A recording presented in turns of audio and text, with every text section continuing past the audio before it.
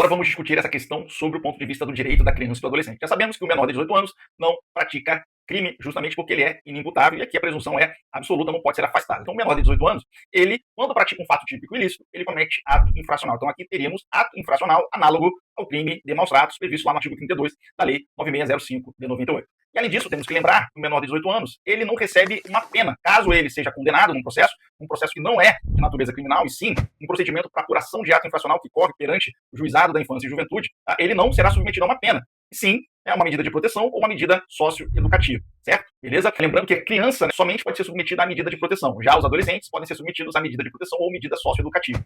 Nesse ponto, quais são as medidas socioeducativas previstas lá no ECA?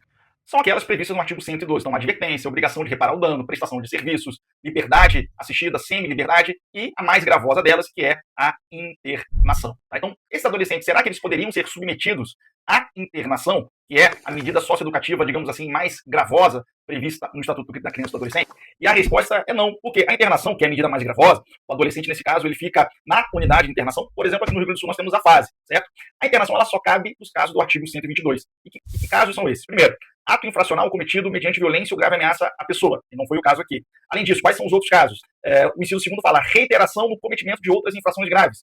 Não é o caso aqui também, porque, ao que tudo indica, eles são primários, não tem ali antecedentes na área infracional, certo? E vejam, aqui havia até uma discussão que foi pacificada no STJ, se essa reiteração, por exemplo, teria que envolver duas infrações pretéritas, então no caso seria a terceira, ou se apenas uma infração pretérita já seria suficiente para falarmos em reiteração. O STJ, no informativo 591, entendeu que o ECA não estabelece um número mínimo e que, a depender do caso, por exemplo, uma infração anterior pretérita e a nova, obviamente, já poderiam justificar essa reiteração, mas não é o caso aqui, porque, ao que tudo indica, eles são primários, não tem ali qualquer registro por ato infracional.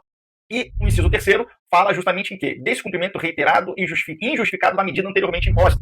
Também não é o caso aqui. E vejam, essa discussão também é muito comum, por exemplo, nos crimes de tráfico, no ato infracional análogo ao tráfico de drogas. Né? Havia uma posição no sentido que, por se tratar de ato de crime equiparado, hediondo, de se tratar de um ato infracional grave, justificaria a medida de internação, certo? E vejam, há inúmeros julgados do STJ afastando essa internação por tráfico, por exemplo, quando é a primeira medida, quando não há uma reiteração de atos. Inclusive, a súmula 492 do STJ nesse sentido, que fala o ato infracional análogo ao tráfico de drogas, por si só, não conduz obrigatoriamente à imposição de medida socioeducativa de internação ao adolescente.